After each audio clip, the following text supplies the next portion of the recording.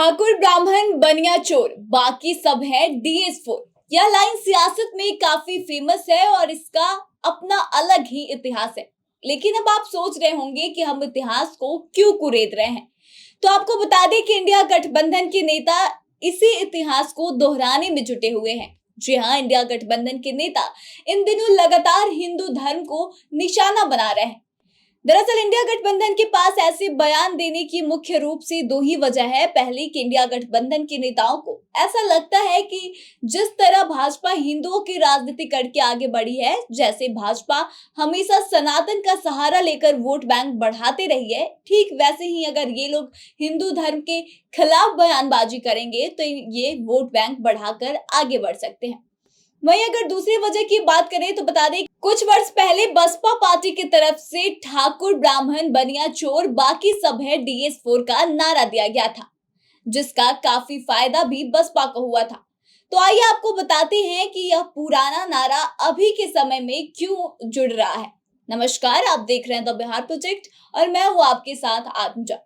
दरअसल आपको बता दें कि देश की राजनीति में पिछले 20 दिनों से सनातन धर्म और हिंदू शब्द गूंज रहे हैं। यूपी से लेकर तमिलनाडु तक के नेता रैलियों में धर्म से जुड़े बयान दे रहे हैं। बीते 40 दिनों में हिंदू शब्द को लेकर सबसे ज्यादा बयानबाजी करने वाले नेताओं में से शीर्ष पर सपा के नेता स्वामी प्रसाद मौर्य का नाम है।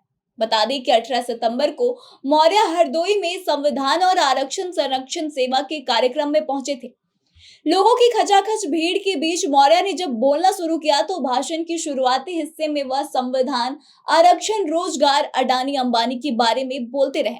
फिर अचानक से उनकी सुई एक बार फिर से हिंदू शब्द पर आकर अटक गई।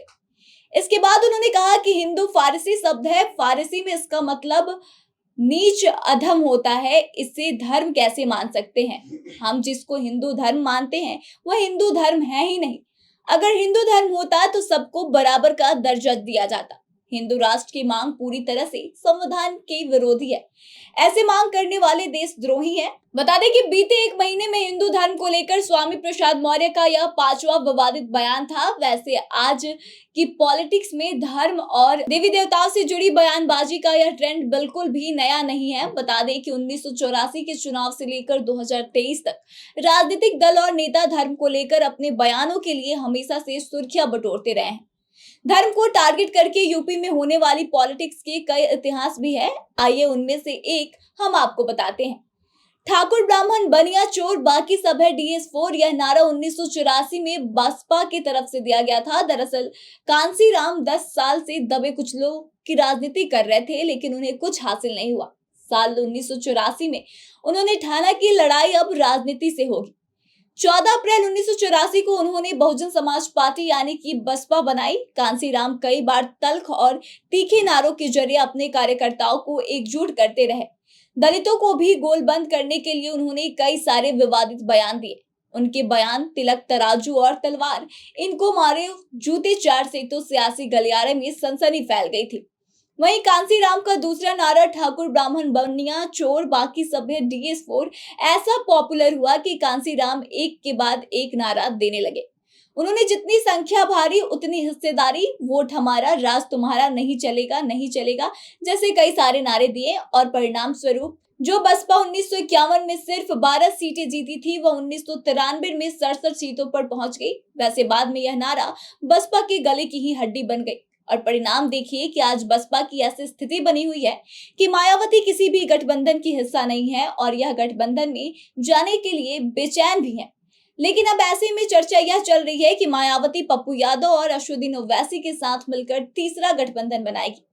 ऐसी स्थिति जब बसपा पार्टी की हो सकती है तो क्या आपको लगता है कि धर्म को आधार बनाकर पॉलिटिक्स करने वाले इस गठबंधन यानी कि इंडिया का आने वाले समय में भला हो पाएगा? केवल इंडिया ही नहीं बल्कि वह सारी पार्टियां या वह सारे गठबंधन जो धर्म को एजेंडा बनाकर वोट बैंक बनाने की कोशिश में जुटे रहते हैं, उनका यह एजेंडा कब तक चलेगा यह आपको भी पता है। बाकी आपका इस पे क्या कहना है, आप अपने विचारों को कमेंट करके हमें बताएं और आगे की तमाम खबरों के लिए बने रहे हमारे साथ, देखते रहें द बिहार प्रोजेक्ट।